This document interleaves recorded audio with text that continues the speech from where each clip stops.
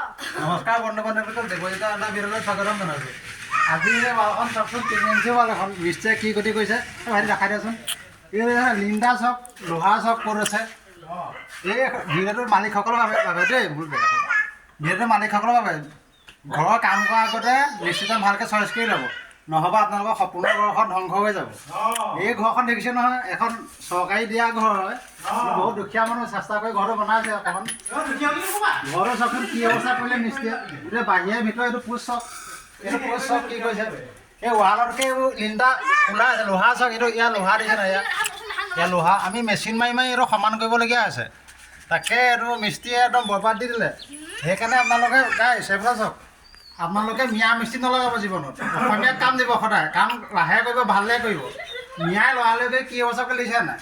এই 3 ইঞ্চি ৱালত 5 inch wall মাৰি কিমান ইটা খৰচ কৰিলে।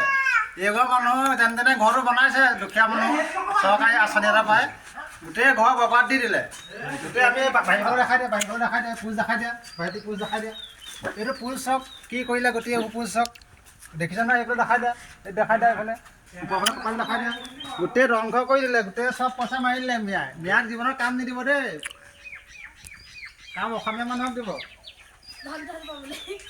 এয়া লৈ আহা, ভাইটি লৈ আহা, এইফালে দেখাই দিওঁ, এইফালে দেখাই দিওঁ, লৈ আহা।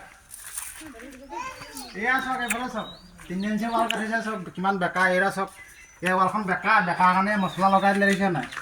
এয়া ইটা কাটিছে, এখন সোমাই গ'ল ইফালে। সোমাই যোৱাৰ কাৰণে ইয়াত আকৌ বেলেগকৈ আকৌ চিমেণ্ট মছলা মাৰি ৱাল সমান কৰিছে। এই চাওক কি গতি কৰিছে ৱালখন। আমি প্লাষ্টাৰ মাৰিব লাগে না, এইটো লিণ্ডাৰটো ভাঙিব লাগিব, ভাঙিলে লিণ্ডাৰটো ওলাই যাব।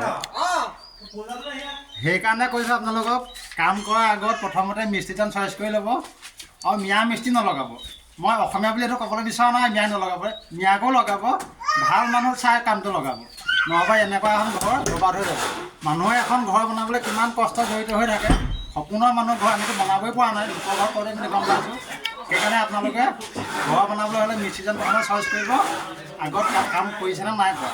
ইয়াত যিজন মিস্ত্ৰীয়ে কাম কৰি থৈ গ'ল, মিস্ত্ৰীজন আছে ধুবুৰী, চব বৰবাদ দি দিলে ঘৰটো।